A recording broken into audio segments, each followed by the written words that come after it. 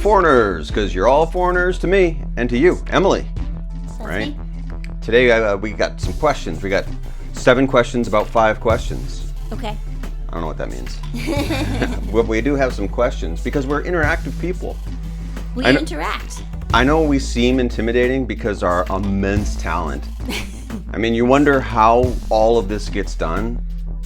We do all of our acting, all of our writing, all of our production, the graphics, the thumbnails, the music. Our in-house band, Western Toilet, they live in a bread van out in a paddy out in the field somewhere. Yeah. We call them We in. don't know how the van got in the fields, but that's where they live.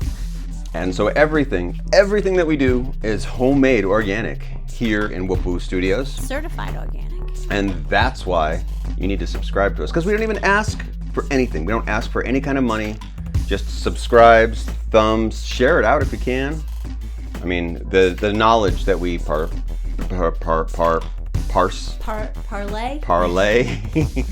into the world, words and stuff. words and things. Hey, we got words and things.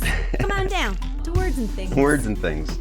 Today we are doing the Q&A from Chris. There's a lot of I's going on. Yeah, CRIISIS. He's Australian, 2 words. so they like a lot of I's. You know how they do it. He's a listener, watcher. The listener. And so he had some questions about something that happened in one of our last podcasts. We were talking about pickpockets and everything. And Oh, yeah. so Chris, we'll go with this. Tell us what mistakes we've made. And his off the top of his head, when it comes to favorite cities, he's going to go with Xi'an. Yeah. That's good to know about him. So he's basically asking about, you got pickpocketed. Let's just start with what happened. Just the basics. What happened? Okay. In Luzhou. That's what we'll happened. talk about. Well, no, because there were two times. Oh, really? Yeah, I got pickpocketed in Paris. And I got pickpocketed. Okay, and let's just talk about Luzhou right now. Okay.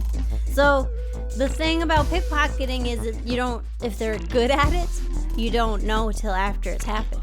This is what keeps me from being a pickpocket, because you must start by getting caught a lot, and I just would be so embarrassed if I got caught pickpocketing someone. Red-handed? Yeah, that's what keeps me from pickpocketing other people. But yeah, so if they're good at their job, you don't know what's happened till. So you were pickpocketed here in Luzhou. Yeah, and I just had my bag. We were at an outdoor restaurant, and I had. So it wasn't your actual pocket. Yeah, it was pick-bagged. Pick-bagged. I put my bag on the chair next to me, and then just wasn't paying close enough attention, and someone yoinked it. Mm-hmm. And then that's afterwards when we told our boss, because we were like, what do we do? Because my keys were in there, so we asked them to change the locks of our apartment. And my passport was in there, so that was a whole. Okay, so you're in Luzhou. But your passport was taken at dinner. Yes, and our boss, when I told her about it, she was like, "Oh, you have to be careful because there are scofflaws down by the river." Yeah. So then, Chris from Anshan also wonders, where did it occur? What was the scene? So we were at Chuan, which is like hot pot but cheaper. And more sticks are involved. Chuan means stick. So then that's you start off with dry sticks, put them into a pot. Yeah. And as opposed to plates of wet and hot. Wet hot Luzhou summer. Yeah, and we were. Speaking of when, this is our first year. Yeah, it was towards the end of our first year of school. So we were green. We didn't know anything. And it was, for some reason, I usually had my wallet in my bag, but I put it in my pocket, in my actual pocket. So it was on the one hand, my passport got stolen, so that stinks, but on the other hand, we still could pay for dinner, so that was cool.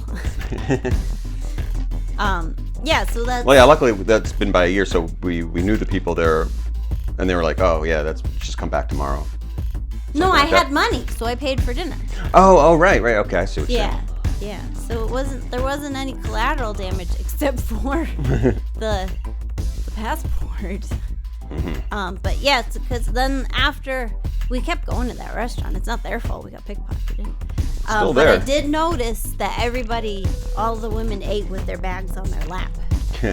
So that's what I do now. Chris Hemsworth from Asgard asked, was more than your honor taken? Well, my passport was taken. And that was a whole thing. We had to go to the police, which was a lot of well, why weren't you watching your bag? Because I'm an idiot is all you can answer in those questions. Well, everything here is such a, I mean, you're on vacation. People will say to watch when you're on vacation because you're just having a good time. Yeah. And life is light and cheery, and you're having dinner, and you get really comfortable, especially night after night. It's the same place. Yeah. And so we were really, really comfortable. Yeah, and there's not a lot of crime here. It's just petty crimes like pickpocketing. So we weren't really used to even thinking. I mean, how many times did we leave stuff laying there? I mean, you keep an eye on it. Many times. You put it on a little 59 times. stool Yeah. next to you, and you kind of keep an eye. Yeah. Now we put it in line of sight, so we don't. Little did we know. We learned. But yeah, so the police were all like, "Why'd you lose your passport? That was dumb." Because what did they tell you? When you're in a different country, keep all your stuff with you, especially in China. Make sure you have all your stuff. Have your papers. Yeah, you are supposed to carry ID documents with you, but then they were like, "Don't carry your passport with you. Make a photocopy." But we were so green. We were so young. Yeah, because that was everyone was like, "Why were you carrying your passport with you?" Yeah. Because someone told me to along the way.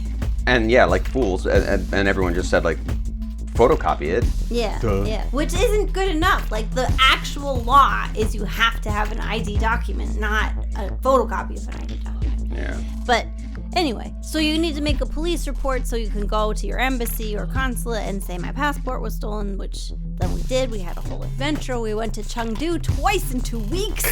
That was so fun. exciting. We had a great time. Yeah, we went shopping. We went to Subway, the sandwich place. Living the real. Well, and back home, nothing's gonna happen. That's gone. Money's gone. Passport's gone. Oh yeah, No one's they gonna weren't find it for gonna you. catch. There was never a part of the process. So basically, we paid a guy to make us go on a trip to Chengdu for a couple weekends. Well, the joke's on them. They're not gonna be able to use that passport. Right, yeah. Yeah, that's, I guess, because there was no money. So, Yeah. Chris Walken from Astoria asks, why were you so negligent? Do the voice. I did. Why were you so negligent? That's just who I am, If there's something I can look away from, I will look away. So you're a bit of a daredevil. I'm a daredevil with my possessions. You live in a devil-may-care-free life, whatever that phrase is. Yeah. I mean, I guess I'm relaxed in the world. What's the most daring thing you've ever done? I don't know. I don't do daring things. Except for just wander around giving people your passport. I exist in this world like an idiot. That's how I dare. We might not have ended up here in China if we were both not just picking our stuff up and wander around. That's daring. I don't do bungee jumps and stuff. I don't like physically perilous situations. Yeah, neither do I. I've yet to learn human flight. I need an apparatus of some kind, so I don't play with that stuff. Your wings didn't grow in, so that's a hindrance. So then Chris Nolan from London asks, in a convoluted and patronizing manner, can you retrace that very evening and tell us what you may or may have not done differently? I need to clarify for Chris Nolan, is he asking in a patronizing manner, or does he want me to explain in a patronizing manner? Everything, yes. Everyone is patronizing. Yeah, you're gonna need to answer it twice. I got hung up on that, so I didn't hear what the question was. The question is, what would you have done differently now that you know?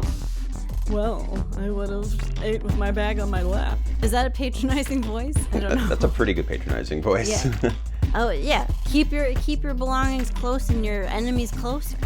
I would have invited that pickpocket to eat if I had known who they were, and then followed them home to their Oliver Twist's like den and plundered their plunder. Twist! Double cross! The thing is it's very possible we know who it was. I mean, we were in that neighborhood every day for 58 days. So maybe someone was casing us. Yeah, it They could have were been like, for the entire time. Those foreigners come they made the perfect.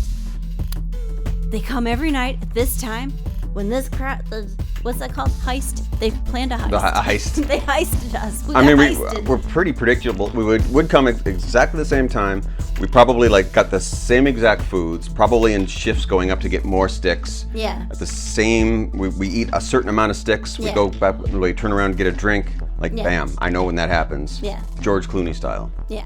George Clooney stole my passport. That's the moral of. That's not a moral, but that's the moral of this story.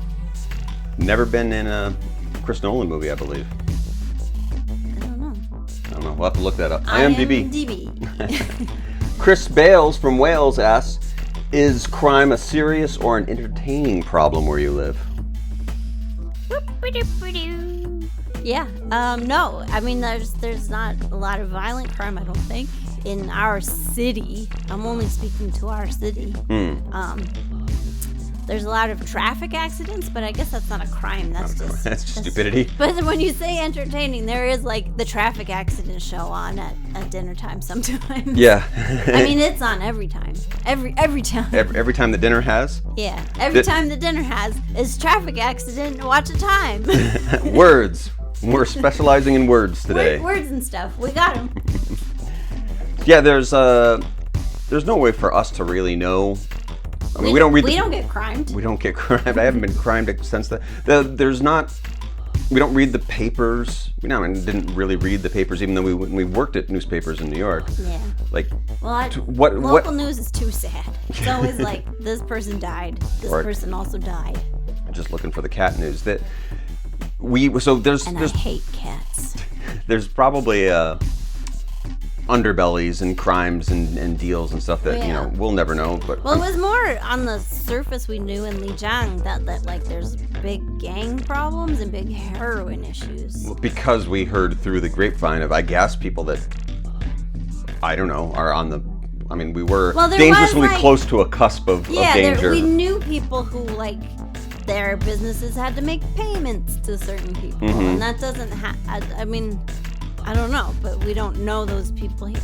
Right. Maybe we were more underworld in Lijiang. There, probably. I mean, there's. No, I definitely think Lijiang is way more sketchy and full of corruption. There's definitely people that we would wander into that were like, I don't know, they live lives, like those lives that somebody's like, yeah, I spent the night in a tree or something. You're like, what the fuck is going on with your life? That like, people had crazy ass stories that I can't even remember at the moment, but like, they're all like, these wacky, like every night was like a bike got stolen. I fell off a wall. Well, and like I had a lot of students who were learning English so they could get jobs further east. Yeah, east, where it was less corrupt.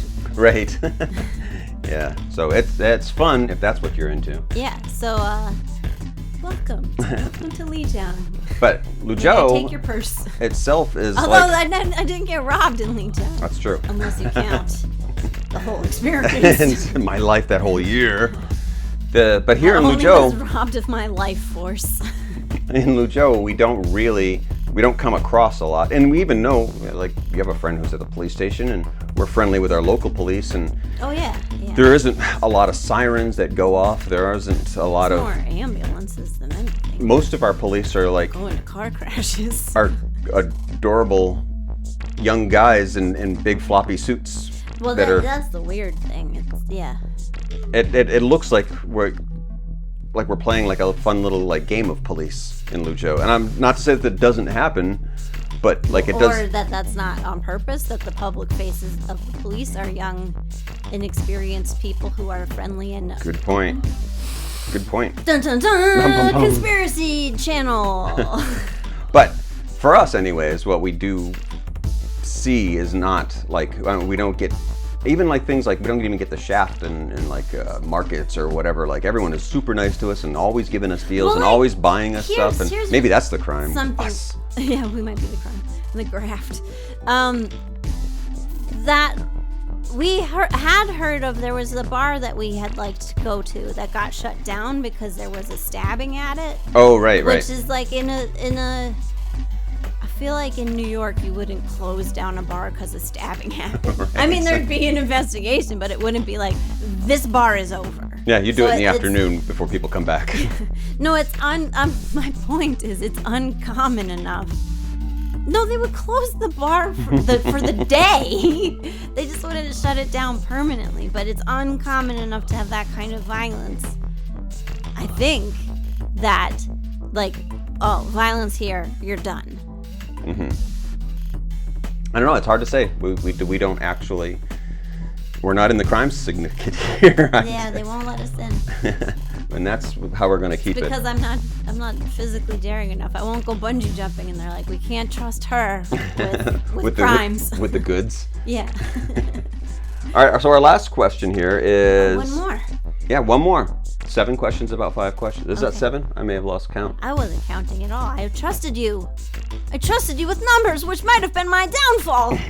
Christy Yamaguchi, who is the most famous named Christine, she inquires, are you crime positive?